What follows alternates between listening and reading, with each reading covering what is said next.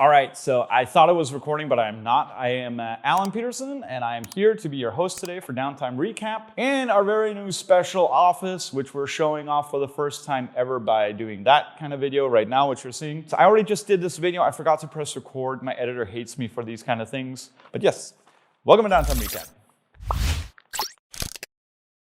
So, first piece of news, EVE Online has now helped researchers in the COVID-19 research labs get about 330 years worth of research done in a few weeks.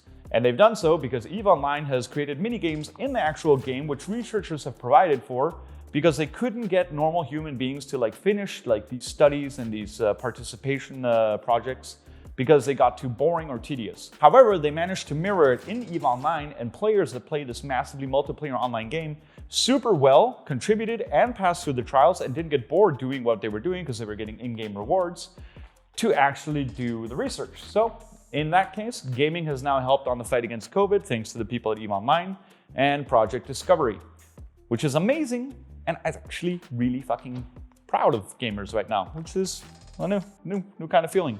Then we've got the director from The Witcher 3, whose name is Thomas right now because his name is actually Tomaszkiewicz. I'm not good at Polish.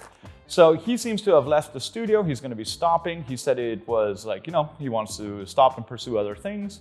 People have called him out because apparently he's also been alleged to have been doing something called mobbing in Poland, which is bullying. And he said there is no hold in that and nothing like that has ever happened. Then again, his email from his resignation or his departure from the studio over at CD Projekt Red leaked apparently. And in that there were quotes like, "I'm going to continue working on myself.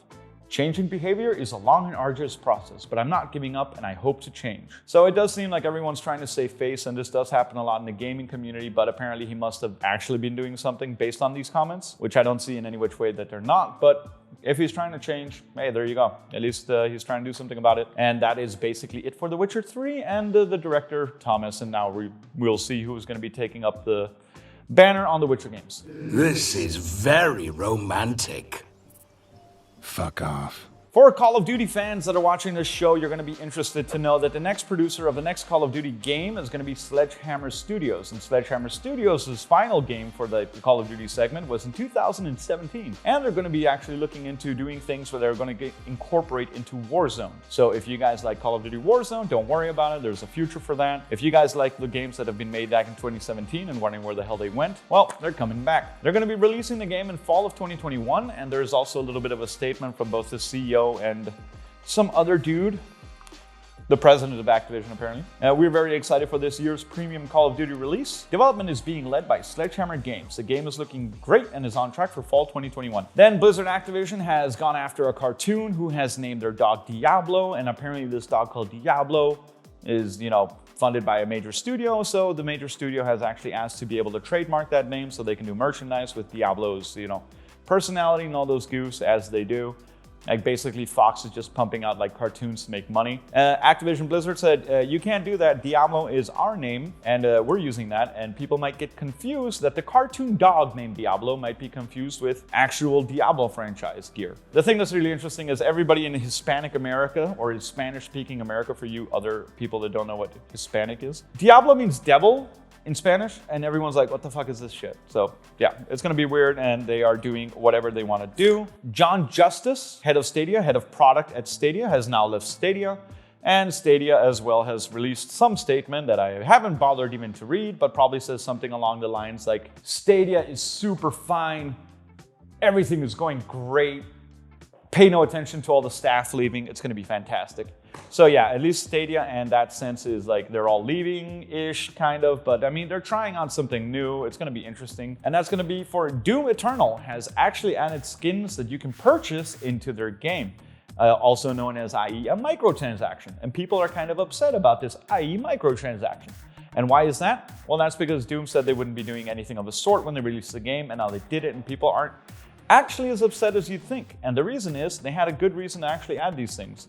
The cosmetics that they've added into the game that you can buy are for diehard fans that missed events or different things where they could have gotten some of the other free skins that were available. So this is basically Not a you have to buy all our skins through our store thing, but more like a, oh, we did this time campaign and event and the skin came out and a lot of people didn't have time to play or were working or, pandemic. We want to make it available for them, so here you go. This could also be a really sneaky way for them to sneak in microtransactions into the game and be like, yeah, we weren't going to do it. We're just one microtransaction, We're just gonna put one thing in the game they can buy. Just one, and then it turns into two, and then you're looking at FIFA. Then we have the final piece of news for today, and it is the Metaverse is coming. And the Metaverse is a concept that I do believe is going to be probably something that we're going to be seeing, and this is my personal opinion, in the future. And since everybody doesn't know what it is, they should know that people are taking it very seriously in the game development world. Epic Games has already funded $1 billion just to get their Metaverse going. You're going to be seeing a lot more things trying to be interconnected and everything else. Now we even have Fall Guys also announced recently that they're waiting to release their crossplay functionality because their Xbox and Switch are going to be able to play together. And that's what the Metaverse is trying to do. It's trying to combine all the platforms that already currently exist into centralized hubs where you can visit everything at once. We can cover that more in depth, but it does seem like the Metaverse is going to be the next big step in gaming. And if you read the news post, because all of our sources are always below, where we get our news or where we get the things we think are interesting to discuss, then you can check it out for yourselves and you can delve a little bit deeper through YouTube, as long as you don't come out like conspiracy theorists on the other end. Good luck with that. It's loose. I almost hurt myself with that. All right.